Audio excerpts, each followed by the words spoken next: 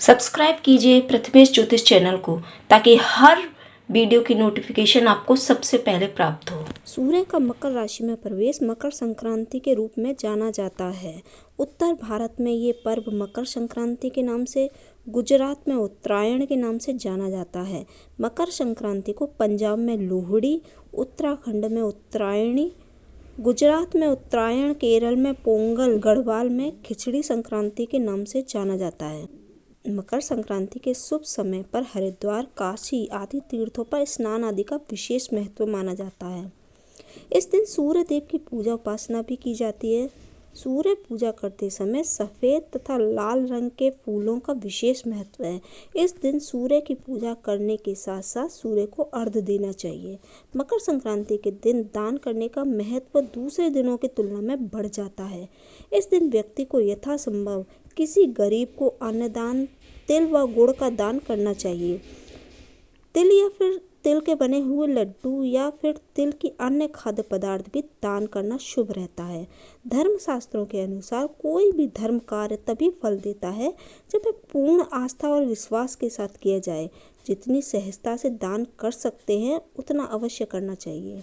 मकर संक्रांति के साथ अनेक पौराणिक तथ्य जुड़े हैं, जिसमें कि कुछ के अनुसार भगवान आशुतोष ने इस दिन भगवान विष्णु जी को आत्म ज्ञान का दान दिया था। इसके अतिरिक्त देवताओं के दिनों की गणना इसी दिन से प्रारंभ होती है। सूर्य जब दक्षिणायन में रहते हैं उस अवधि में देवताओं को रात्रि तथा उत्तरायण में 6 महीने को दिन कहा जाता है। महाभारत की कथा के अनुसार भीष्म पितामह ने भी अपनी देह त्यागने के लिए मकर संक्रांति के दिन को चुना था।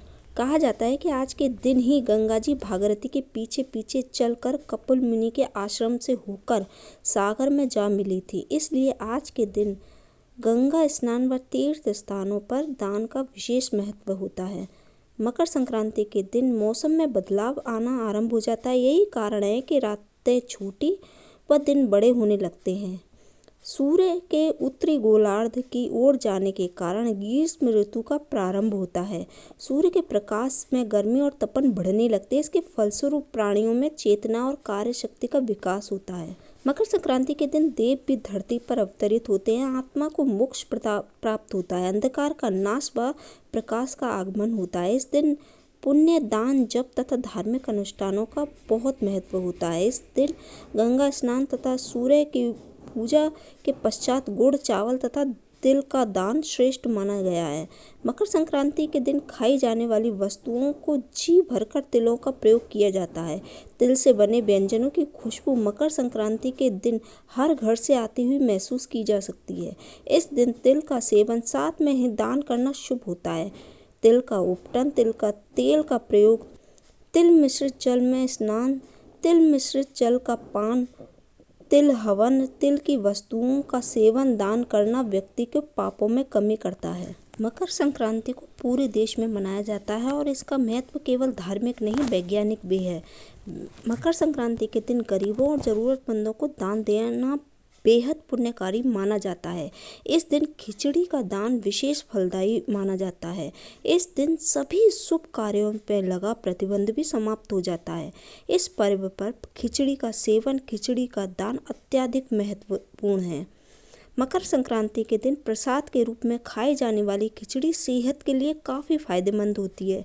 खिचड़ी से पाचन क्रिया सुचारू रूप से चलने लगती है। इसके अलावा अगर खिचड़ी में मटर और अदरक मिला दिया जाए तो शरीर के लिए काफ़ी फायदेमंद होता है। ये शरीर के अंदर रोग प्रतिरोधक क्षमता बढ़ाती है, साथ ही बैक्टीरिया से भी लड़ने में मदद करती है। आयुर्वेद के अनुसार मौसम में चलने वाली सर्द हवाएं कई बीमारियों का कारण बन जाती हैं। इसलिए प्रसाद के तौर पर खिचड़ी, तिल और गुड़ से बनी हुई मिठाई खाने से का प्रचलन है। तिल और गुड़ से बनी हुई मिठाई खाने से शरीर के अंदर रोग प्रतिरोधक क्षमता बढ़ती है और इन चीज़ों के सेवन से शरीर के अंदर गर्मी भी बढ़ती है। 14 जनवरी मकर संक्रांति के साथ ही ठंड भी कम होने लगती है। इस दिन सूर्य अपने पुत्र शनिदेव से नाराजगी भुलाकर उनके घर गए थे। धार्मिक मान्यताओं के अनुसार इस दिन पवित्र नदी में स्नान, दान, पूजा आदि करने से व्यक्ति का पुण्य प्रभाव 1000 गुना बढ़ जाता है। इस दिन से मल मास खत्म होने के साथ शुभ माह प्रारंभ हो जाता है। इस खास दिन को सुख समृद्धि का दिन माना जाता है। वर्ष 2022 में मकर संक्रांति का पर्व पंचांग के अनुसार 14 जनवरी 2022 शुक्रवार को पौष शुक्ल पक्ष की द्वादशी तिथि को मनाया जाएगा। मकर संक्रांति का शुभ मुहूर्त है दोपहर 2:43 से शाम 5:45 तक। इसकी अवधि 3 घंटे 2 मिनट तक रहेगी। मकर संक्रांति का महापुण्य काल है दोपहर 2:43 से शाम 4:28 तक। इसकी अवधि 1 घंटा 45 मिनट रहेगी। मकर संक्रांति के दिन सूर्यदेव धनु राशि को छोड़कर मकर राशि में प्रवेश करते हैं।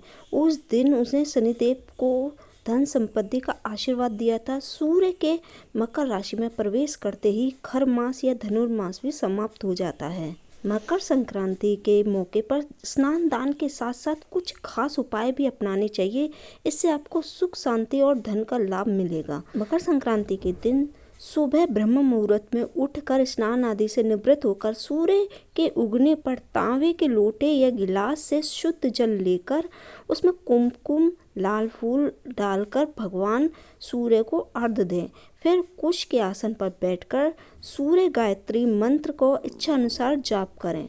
मंत्र है ओम आदित्याय विद्महे दिवाकराय धीमहि तन्नो सूर्य प्रचोदयात्। अपने सुख सौभाग्य की वृद्धि के लिए मकर संक्रांति के दिन 14 की संख्या में किसी भी एक चीज का सुहागिन औरतों को दान करना चाहिए। सूर्य देव के शुभ फल प्राप्त करने के लिए गुड़ और कच्चे चावल बहते हुए जल में प्रवाहित करें। अपने मन की कोई इच्छा पूरी करना चाहते हैं तो मकर संक्रांति के दिन तांबे का सिक्का या तांबे का चौकोर टुकड़ा बहते हुए पानी में प्रवाहित करें।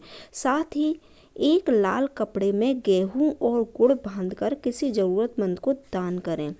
आर्थिक रूप से लाभ पाने के लिए मकर संक्रांति के दिन सुबह के समय स्नान के बाद पूर्व दिशा में एक पाटे पर सफ़ेद कपड़ा बिछाकर उस पर सूर्य देव की तस्वीर या मूर्ति रखें। अब पाटे के सामने आसन बिछाकर बैठें और मंत्रोपचार के बाद भगवान का पूजन करें। पूजा के बाद भगवान को गुड़ का भोग लगाएं और अंजलि में लाल फूल लेकर अर्पित करें।